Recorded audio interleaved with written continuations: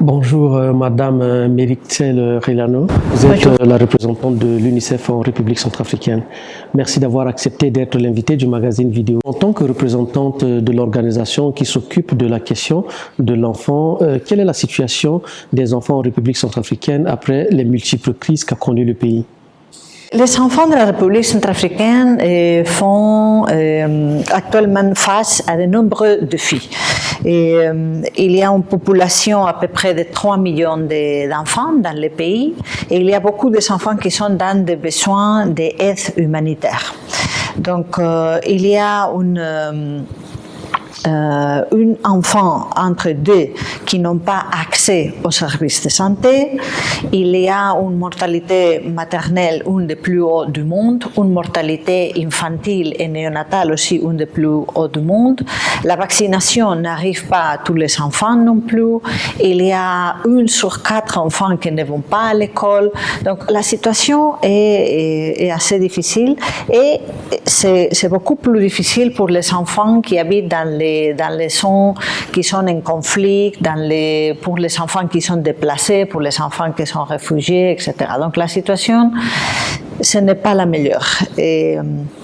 Au-delà de ça, il y a aussi beaucoup de cas d'abus sexuels contre les enfants, des abus liés au conflit, des enfants qui ont été pris par les groupes armés, des filles qui ont été utilisées aussi par les groupes armés, etc. Donc la situation, ce n'est pas la meilleure du monde, c'est une des pays les plus difficiles pour être un enfant maintenant.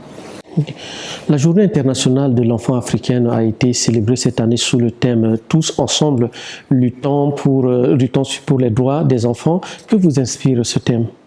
Bon, on doit travailler ensemble pour s'assurer que chaque enfant de la République centrafricaine a le droit à la santé, à l'éducation, à la nutrition, à un nom et une nationalité, etc. Donc, tous nous devons travailler ensemble. Nous travaillons avec le gouvernement, avec les ONG, les partenaires de la société civile, avec la MINUSCA et avec des autres partenaires pour nous assurer qu'il y a un travail conjoint qu'on peut faire pour s'assurer que tous les enfants, comme j'ai dit, peut aller à l'école, peut aller accès à la vaccination, peut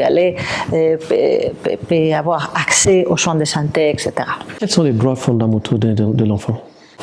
Bon, les droits des enfants sont celles que nous travaillons ensemble pour les enfants, donc les droits à la santé, les droits à un nom et une nationalité, les droits à l'éducation, les droits à l'eau et l'assainissement, les droits à la participation et à pouvoir s'exprimer, les droits à être protégés, des abus sexuels, des violences, etc. Donc il y a plusieurs droits dans la Convention des droits des enfants. La situation des enfants reste encore très préoccupante en République centrafricaine depuis les crises qui ont secoué le pays. Dites-nous, quelles sont les initiatives prises par l'UNICEF pour essayer de répondre aux problèmes de ces enfants? Bon, UNICEF a plusieurs programmes, donc peut-être le plus grand c'est celui de la santé et la nutrition. Donc on travaille pour s'assurer qu'il y a une santé, qu'il y a un accès à la santé pour la mère enceinte et allaitante, et pendant la grossesse, aussi pendant l'accouchement, quand l'enfant est né, s'assurer que l'enfant a les vaccins, qu'il y a les services de santé pour les maladies plus tueuses de l'enfant comme le paludisme, la malaria, la diarrhée, les infections respiratoires, et pour s'assurer que les enfants ils ont un traitement contre la malnutrition.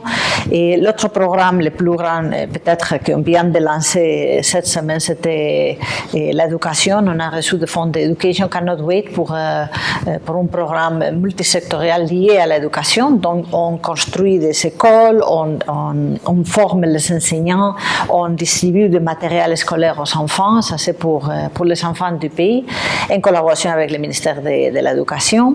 On travaille aussi pour l'eau et l'assainissement, donc pour s'assurer que les enfants ils ont accès à l'eau potable et aussi l'assainissement pour prévenir des maladies liées à l'eau, comme le choléra et les autres.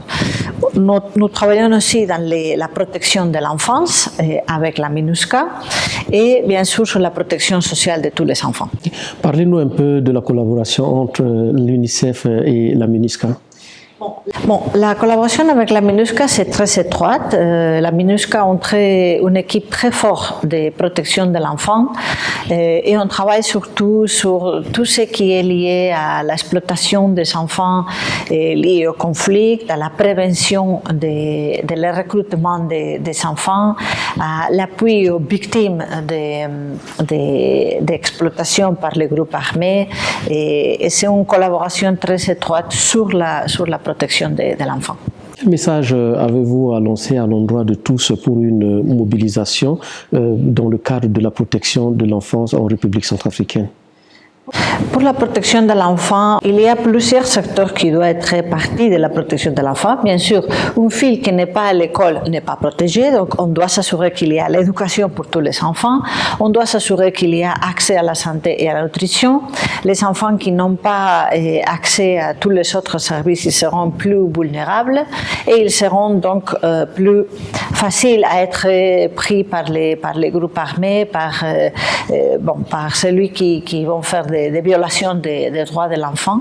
Donc c'est important que tous nous travaillions ensemble, la MINUSCA, le gouvernement, les ONG, les Nations Unies, tous les agences des Nations Unies, pour s'assurer qu'il y a une protection holistique de l'enfant.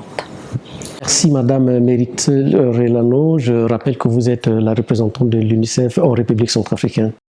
Merci à vous.